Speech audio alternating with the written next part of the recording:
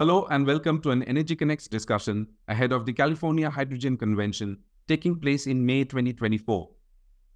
Clean hydrogen is seen as one of the critical enablers of the renewables industry as well as the energy transition. And to discuss more about that, I'm delighted to be joined by Roxana Bekemohammadi, the founder and executive director of the United States Hydrogen Alliance. Roxana, many thanks for joining us today ahead of the California Hydrogen Convention. And to start off, according to you, what are the challenges and the opportunities of the US hydrogen economy? Well, first off, thank you so much for having me. It's a pleasure.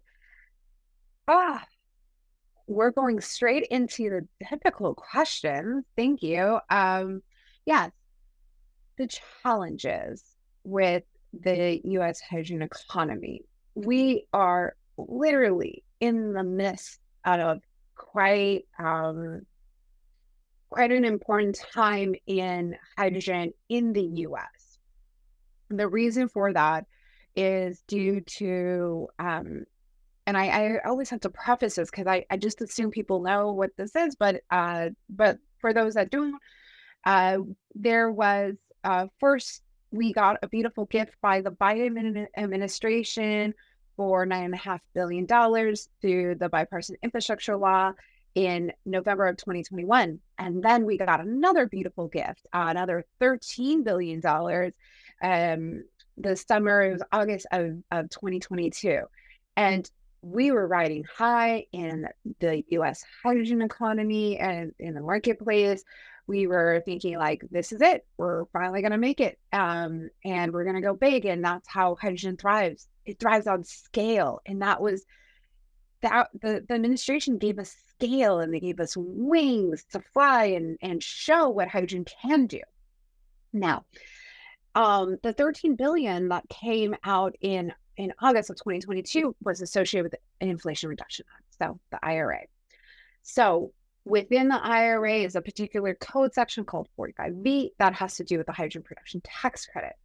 So at that point, it was clearly understood that, the hydrogen was going to be incentivized by a certain amount of dollars per kilogram based off its carbon intensity.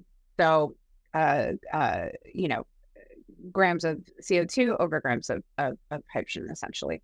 So now what has occurred since, essentially officially around Christmas, so December 26th of 2023, we got the guidance out. And the guidance is basically when you have a law, you then have, it then goes it gives a certain authority to a specific agency.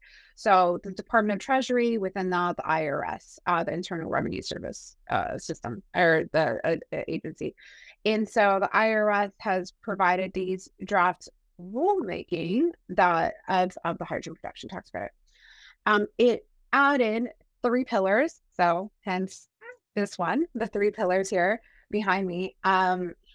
And it proposed 3 pillars that actually created a lot of havoc. It created a double standards for sure for this industry, which has gone beyond the intention of the IRA. And when it went beyond the intention of the IRA to include 3 different parameters associated with the way that we can actually produce hydrogen,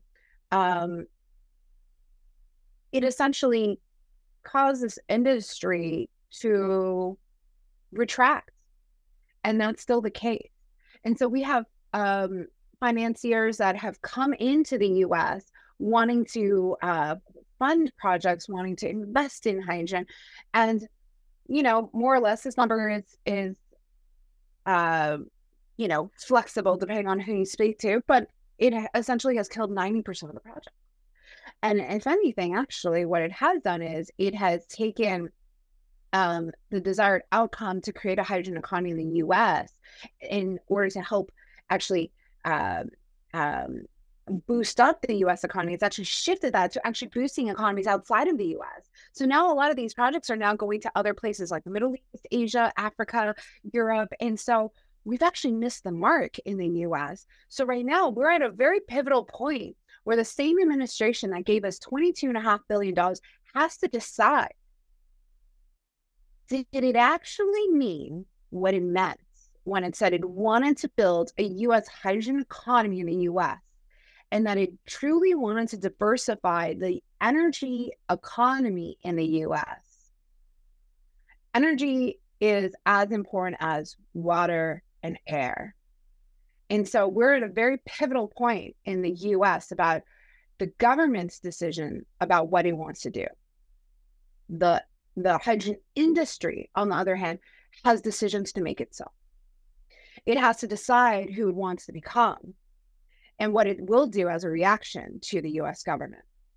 And I highly promote within our organization is to be flexible as well as in our manner of visioning the U.S. hydrogen economy. We may need to pivot quite drastically because the federal government essentially isn't going to fulfill its promise. So what do we do? And so we're at a really pivotal point, a transformational point, where our destiny is not only in our hands, but really the world's destiny. Because what we do in the U.S. Is highly transferable and very influential on what other countries are doing. And in a sense, other countries are actually cheering for this downfall, essentially, because they were worried that the U.S. was going to beat them in this run for deploying hydrogen. Because you see, it's not just a U.S. interest in hydrogen. There's a global interest. There's over 130 countries that have national hydrogen strategies. We're in a race. The U.S. Army has dictated that hydrogen is going to be the next tactical fuel. The question is, are we going to have that tactical fuel here? So, unfortunately, I don't have a crystal ball. So I can't tell you exactly what will happen, but it is a really pivotal moment. And so I hope that by the time we go to see everybody at the conference, we're going to have a more certainty, or maybe less certainty. We have yet to find out. So just these conversations are so critical. So I'm really glad that we're going to be having them at the conference. That's a very comprehensive outline of this pivotal moment in history for the US hydrogen industry. And to dive deeper into one of the points that you mentioned about more investors being interested from within and from outside the US in the hydrogen industry. So could you give us a broad overview of where do you see that investment coming in for hydrogen projects in the United States? It's broad. It's not in any specific region. It's really about, if the projects make sense to them and it works out financially. But there's always been this underlying assumption that 45V and that specific credit would be there to leverage. Now, the reason why it could be anywhere in the US is that, again, this is a federal tax credit. So it doesn't matter as long as it happens in the US, right? Now, obviously, state tax liability is also another portion of the equation, but also state regulatory challenges are part of the equation. So we are looking at projects that are in more red states than blue states, where there are less regulatory hurdles. Texas is quite the popular place. So that's pretty obvious for a lot of folks. And then other states are also very lucrative in the Southeast, some in the Northeast, some in the Midwest. So again, there's no real specific region other than really looking at the political dynamics of the environment. And then, of course, where that end use could be. Now, ideally, the end use would be or a lot of these investments would go to California technically because there's the most end use there. But it's not, it's probably the most difficult state to get something done, but it's a little bit easier to do it in states that surround California. And I think that's where the role of the US Hydrogen Alliance is very critical. How are you helping advance the clean energy legislation across the US? That is one of my favorite things to do. I am a fuel cell engineer, but also an advocate, and I love working on legislation. It's absolutely critical that we have homogenous or at least harmonized policies across the US. I like to remind people that every state is practically its own country. It has its own set of regulations. It has its own political environment. It has its own specific kind of workforce, its own traditional energy industry and economy. And then let's not forget, there's certain specific academic institutions too. So each state, again, is just such a unique opportunity to deploy hydrogen. And what's very amazing about hydrogen is that it's also very diverse and fungible in its applications, which is just so cool, because I could have hydrogen as a byproduct in an industrial production facility.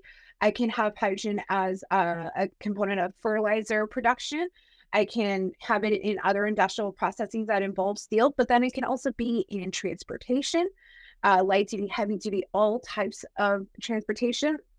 It can be in the refinery process, right? So all of these are so diverse and it plays so many roles. And then, of course, it has a great role in energy storage, long duration energy storage. And so places that have a lot of curtailed renewable electricity that's intermittent. So hydrogen gets to play this cool role because it can wear many, many, many, many hats. So, you know, the U.S. Hydrogen Alliance has the opportunity to go into each of these states and help the state come to an understanding of what hydrogen can do for them.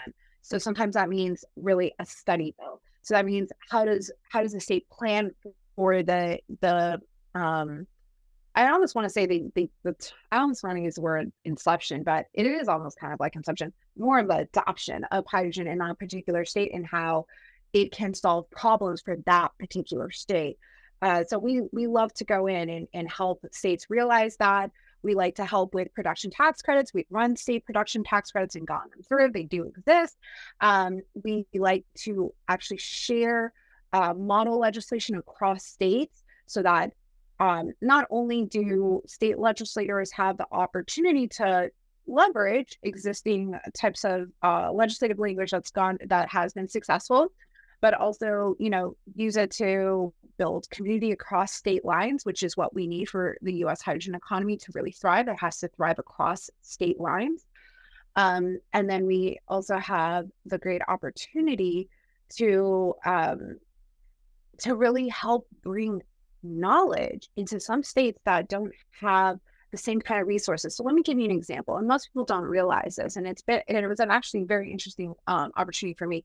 I used to work for the state of California, for the California Air Resources Board. The state of California has thousands of engineers and scientists that it leverages to work on its energy and air quality and water resources, all of its kinds of environmental tasks, essentially, right, and planning. If you go to another state, and I won't name states, but their energy department might be 10 people deep. And so you don't have that same level of expertise. So that allows us to actually share that level of expertise across state lines from policymaker to policymaker. So all of that, what that results in is it ensures that the hydrogen industry doesn't have just one marketplace, like let's say California, or two marketplaces like California and Texas. It has 50 marketplaces to expand into.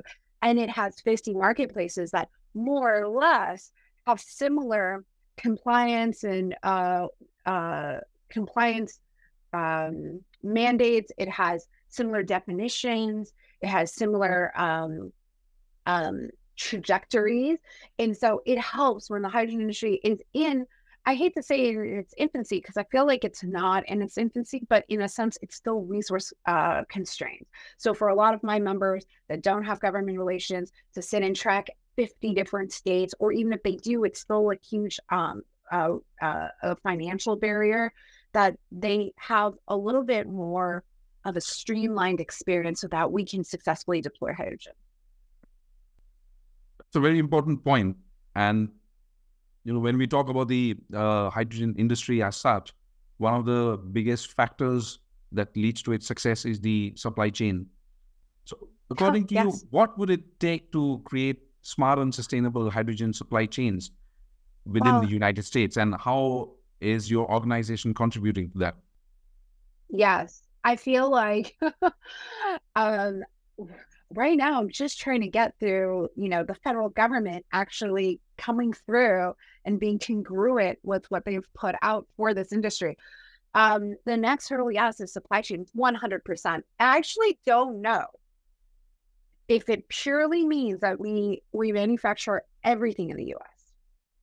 I am more curious if it means manufacturing everything in America. So, regardless of where it happens, if it's in the States or in America, we are supportive of it.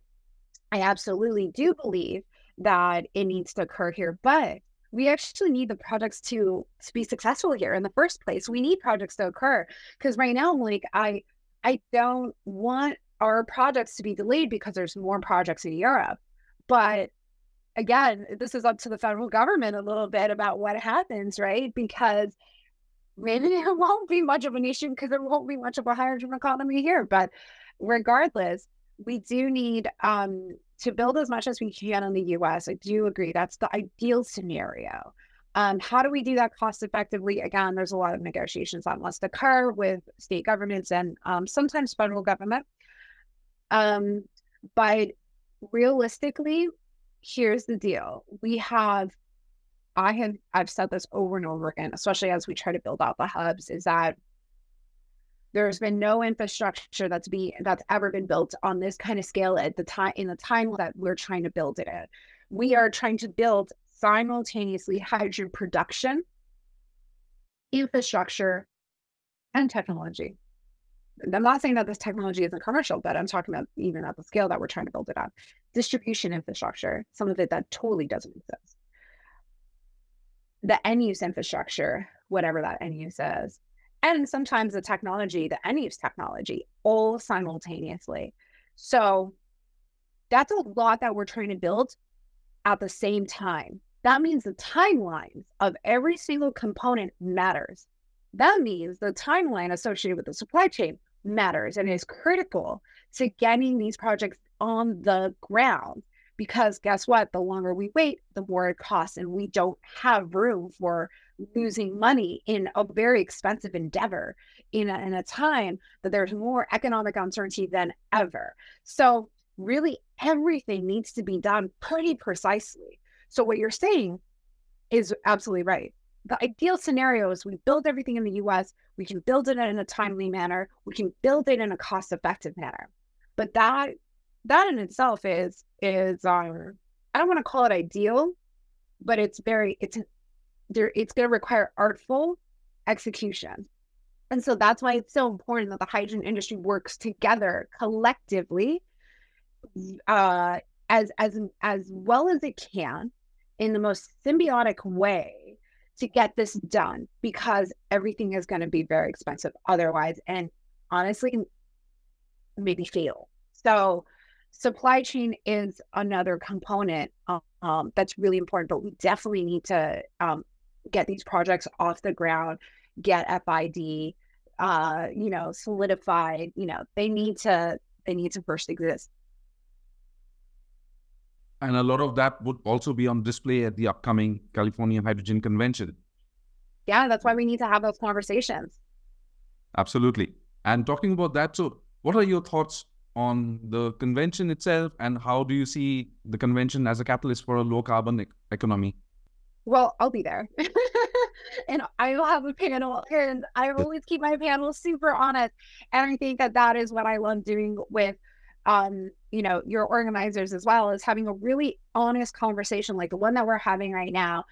The only way that we solve real problems is by having real discussions and being honest, blatantly honest about our challenges. And then from that starting point, getting into being solution-minded. How do we architect? And every opportunity that we have to have those conversations, it's actually enriching. I'm not a fan of saying everything's good and here's the typical canned answer, and we're like, this is we're going to get it done.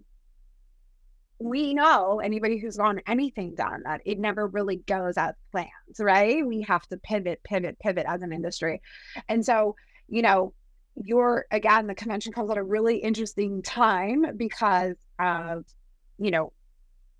we're most likely not going to know at that point what happens with 45E, but honestly, this industry, like, it feels like every month, like, things are changing. So I'm really looking forward to having those honest conversations in a landscape like California that's had its fair number of challenges with deploying hydrogen in the state, and it's been the great experimenter. So great location, great timing. So really looking forward to it. That's great. And you made some excellent points, Roxana, in that why people should go and register for the California Hydrogen Convention. But it'll be fun. Absolutely. Thank you so much, Roxana, for joining us today and for your excellent insights about the US hydrogen industry in general. Thanks for watching, and you can register for the California Hydrogen Convention at californiahydrogen.com. I'll be back with more guests from across the industry in the next episodes of the Energy Connects discussions. In the meantime, you can get your comprehensive coverage, analysis, and breaking news on the energy industry at energyconnects.com. Goodbye.